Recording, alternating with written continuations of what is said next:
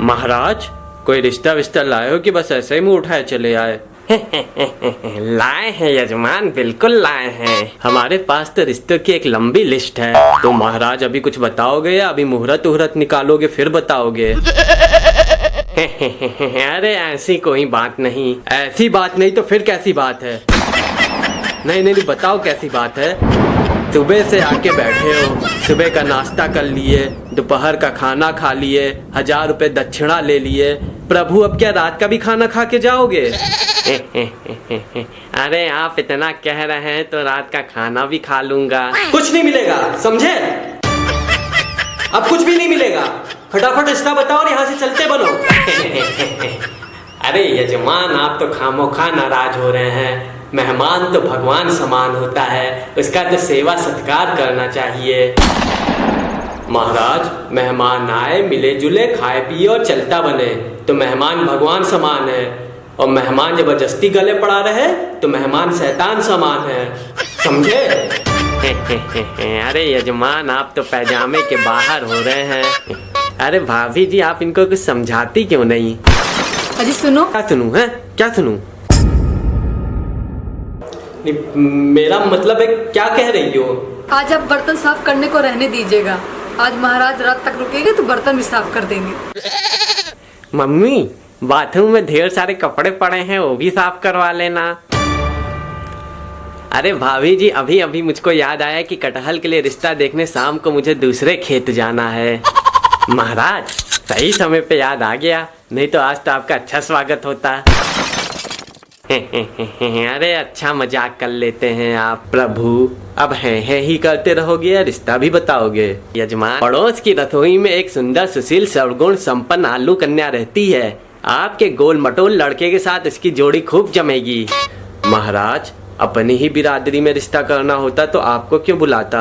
अरे 10 जानने वाले अपनी बेटी का रिश्ता लिए तो खुद ही आगे पीछे घूमते रहते हैं। कोई इंटरकास्ट रिश्ता बताओ।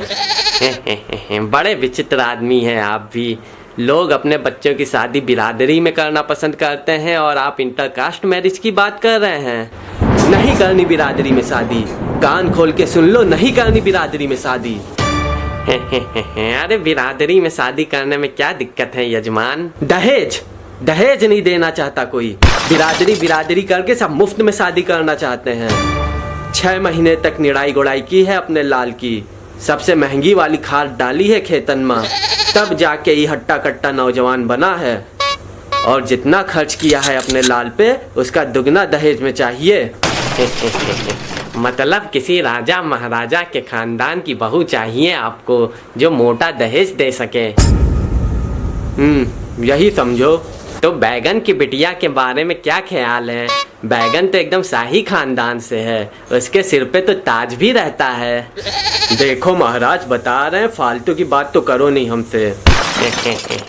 अरे तो इसमें फालतू की बात क्या है? इतना बढ़िया शाही खानदान में रिश्ता करवा रहे हैं और आप कह रहे हो फालतू की बात कर रहे हैं। फालतू की बात नहीं कर रहे तो क्या कर रहे हैं? बैगन क्या रिश्ता कर दें ताकि बच्चे भरता जैसे पैदा हो? शाही खानदान में रिश्ता करने के चक्कर में हम अपनी आने वाली नस्लें खराब कर दें। अरे बैगन छोड़िए यजमान, पत्ता गोभी से अपने बेटे की शादी करवा दीजिए। आलू और पत्ता गोभी की जोड़ी खूब जमेगी। मुझको पत्ता गोभी से शादी नहीं करनी। क्यों नहीं करनी? नहीं करनी तो नहीं करनी। महाराज, कोई दूसरा रिश्ता बताओ। अरे दादा, हमको भी कुछ बताओगे क्यों नहीं करनी शादी पत्ता गोभी से? अरे खाते पीते घर के लोग हैं, दहेज भी अच्छा देंगे, नस्लें भी आगे हरी भरी बनी रहेंगी, घंटा हरी भरी रहेंगी। सुहाग रात तो पूरा घूंघट उठाते उठाते बीत जाएगी तो नस्लें खा खाएंगी। ये बात भी सही।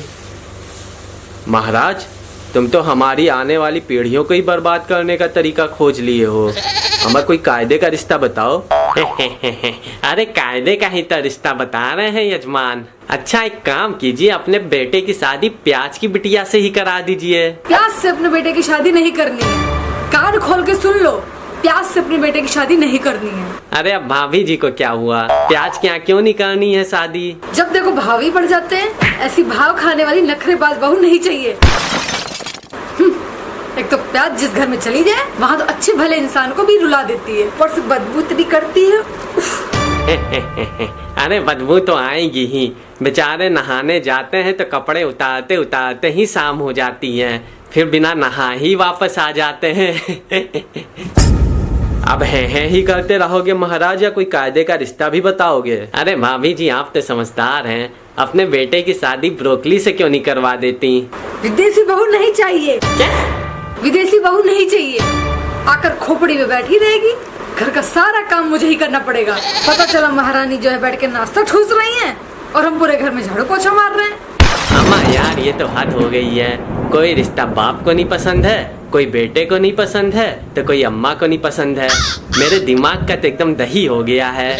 बेटा आप ही बताओ कैसी बीवी चाहिए आपको? भिंडी जैसी, भिंडी जैसी बीवी चाहिए।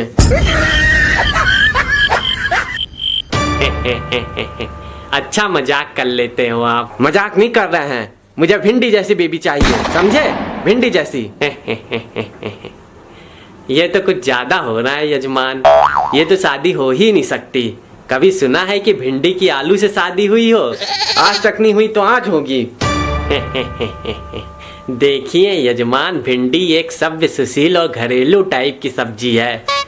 उसकी शादी केवल अपनी बिरादरी में होती है, इंटरकास्ट मैरिज तो होती ही नहीं, और आलू के साथ तो हो ही नहीं सकती। क्यों नहीं हो सकती आलू से शादी?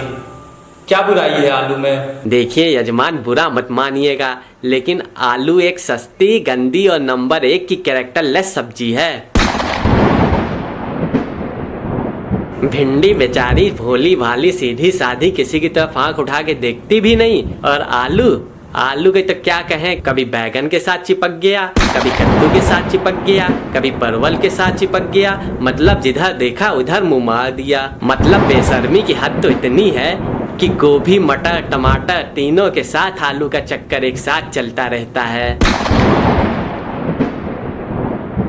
मतलब यूं समझिए कि एक जमीन के नीचे रहने वाली सब्जी ख्वाब आसमानों के देखती है। मतलब इतनी घटिया और बेहुदा किस्म की सब्जी है आलू, जितनी बुराई की जाए उतनी कम है।